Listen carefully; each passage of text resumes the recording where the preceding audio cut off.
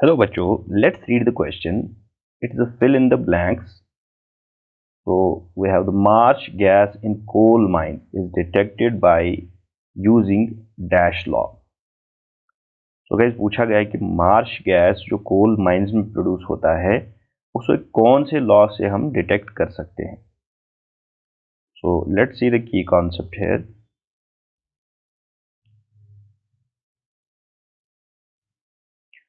तो गाइस जो gas particular कोई गैस होती है उसका अपना एक डिफ्यूजन होता है, मीन रेट ऑफ डिफ्यूजन होता है. ठीक है. तो जो मार्श गैस होता है, मार्श गैस, ये नेचुरली एनारोबिक रेस्पिरेशन से एनारोबिक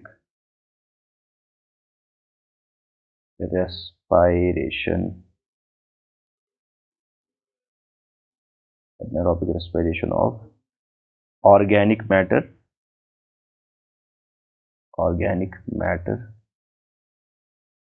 इन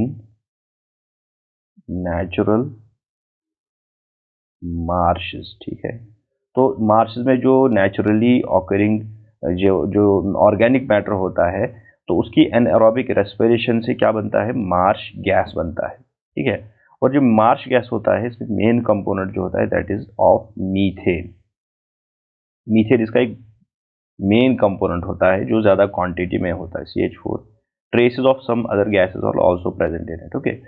सो जब ये गैस प्रोड्यूस होती है तो इस गैस की डिफ्यूजन होती है उस पर्टिकुलर एरिया में जहां से निकलता है. ठीक है.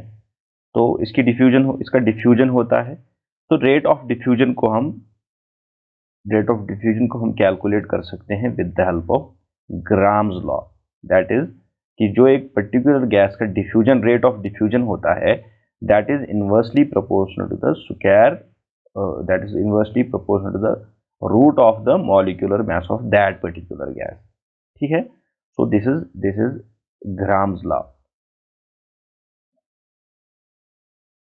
Grams law. तो गाइज इस लॉ की हेल्प से हम क्या कर सकते हैं, we can calculate the rate of diffusion of a particular gas. इस लॉ की हेल्प से we can calculate the rate of diffusion of CH4. ठीक है. इस फॉर्मूला के यूज से, क्योंकि इसका मॉलिक्यूलर मास हमें पता है, so that will give us the rate of diffusion. और as a result we can find with the help of this particular law we can detect a particular gas. ठीक है. तो इसकी कैलकुलेशंस का अपना एक मेथड होता है and by using those methods and instruments we can find out we can detect these gases, means the marsh gas. So we can add marsh gas in coal mines is detected by using Gram's law. Clear guys? Hope you understood it well. Best of luck.